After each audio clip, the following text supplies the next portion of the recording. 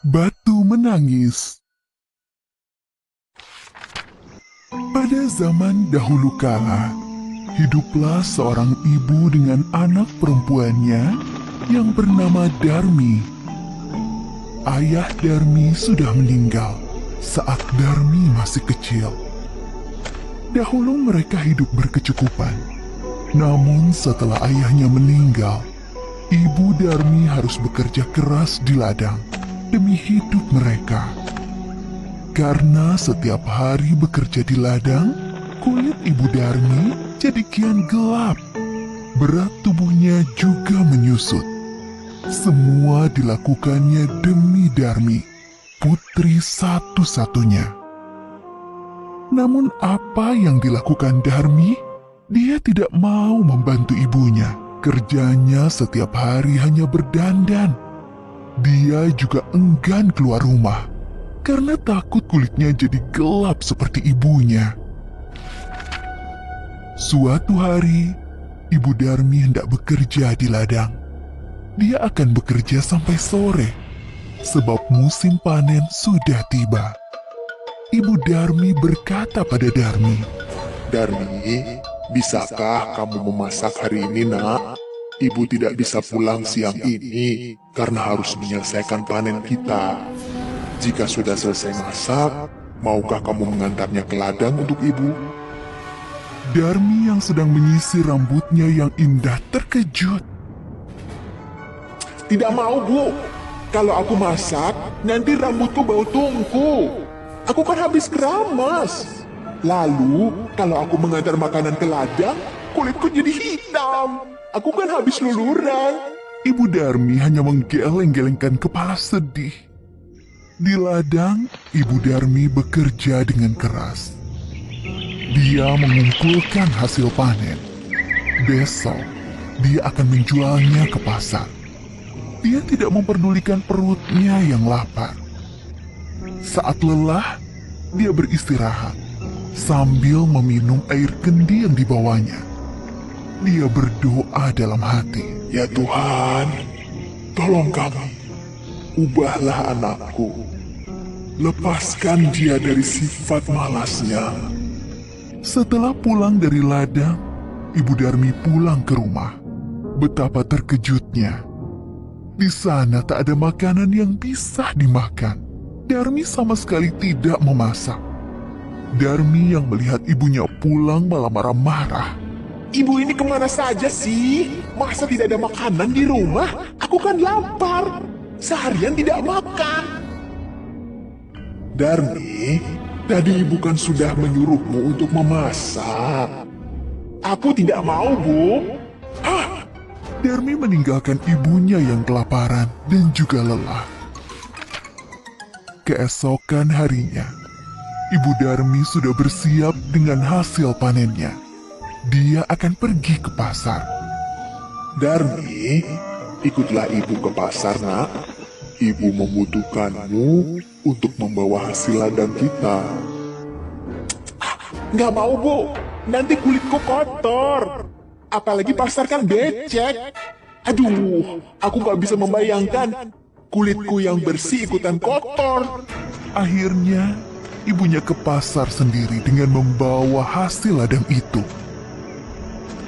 Sorenya, Ibu Darmi membawa uang hasil panen. Tidak terlalu banyak, hanya cukup untuk membeli benih dan makan beberapa hari. Darmi yang melihat ibunya sedang menghitung uang, segera mendekati ibunya. Bu, bedaku habis. Tolong belikan dong, Bu. Ya, besok ibu belikan. Tapi, kamu harus ikut, supaya ibu tidak salah beli.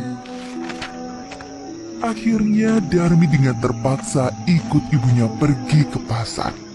Tapi Darmi berbisik kepada ibunya. Bu, nanti kita jalannya jangan berdampingan.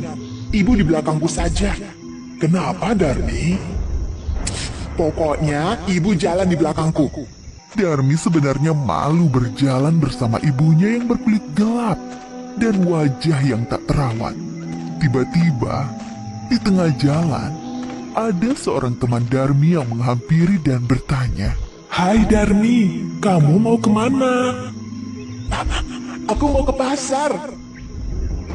Teman Darmi melihat Ibu Darmi dengan pandangan bertanya. Dia siapa Darmi? Ibumu ya? Darmi yang tak ingin temannya tahu jika dia punya ibu yang kotor dan jelek, segera menjawab. Oh, dia pembantuku. Tentu saja bukan ibuku. Ih, amit-amit deh. Betapa sedih saat Ibu Darmi mendengarnya, namun hanya ditahan dalam hati. Mereka melanjutkan perjalanan. Darmi bertemu dengan temannya yang lain. Darmi, kau mau kemana? Aku mau ke pasar. Ngomong-ngomong, siapa yang ada di belakangmu? Apa dia ibumu? Bukan, dia bukan ibuku. Dia pembantuku. Sungguh hati Ibu Darmi semakin sedih. Begitu tega anaknya mengakui dirinya sebagai pembantu. Namun sekuat tenaga dia berusaha menahannya. Sampailah Darmi dan ibunya di pintu pasar. Saat mereka akan memasuki pasar, lagi-lagi Darmi bertemu temannya yang lain. Darmi, tumben kamu pergi ke pasar. Siapa yang berjalan di belakangmu? Itu pembantuku. Ibu Darmi tak kuasa menahan air matanya. Dia sudah tak tahan lagi. Maka dia pun berdoa dalam hati. Ya Tuhan, hamba sudah tidak kuat lagi dengan sikap anak hamba. Tolong kiranya Tuhan menghukumnya agar dia menjadi jerah. Setelah Ibu Darmi selesai berdoa, tiba-tiba Darmi menjerit. Ibu! Tolong aku! Ada apa dengan kakiku? Kenapa tidak bisa digerakkan lagi? Sedikit demi sedikit Darmi menjadi batu. Ibu Darmi menangis pilu. Maafkan aku, nak.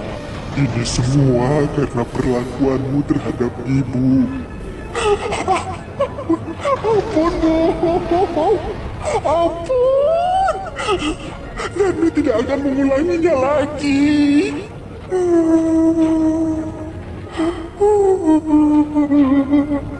Darmi merintih sambil menangis meminta ampunan ibunya. Sayang, semua tak bisa kembali. Darmi tetap menjadi batu. Dia harus menanggung hukuman karena telah durhaka terhadap ibunya yang sudah merawat dan menjaganya hingga dia besar. Batu itu akhirnya dipinggirkan orang-orang dan disandarkan di tebing. Hingga sekarang, batu itu masih ada di Kalimantan Barat dan dinamakan Batu Menangis.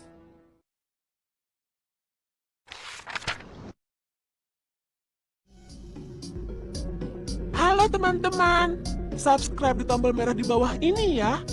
Like dan share juga di media sosial teman-teman. Dan satu lagi, isi komentar, usulan, atau saran juga ya. Terima kasih.